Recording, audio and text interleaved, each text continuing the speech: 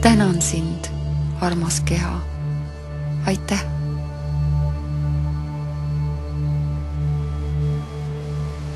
Sa oled nüüd teinud suure sammu parema enesetunde ja oma kehaga sõbraks saamise poole. Sul on oma kehas hea ja kerge olla. Kõik on just nii, nagu vaja. Midagi pole puudu ega ülearu. Naerata oma kallile kehale. Ta on sind sünnist saati tublisti teeninud. Olnud alati koos sinuga. Naerata.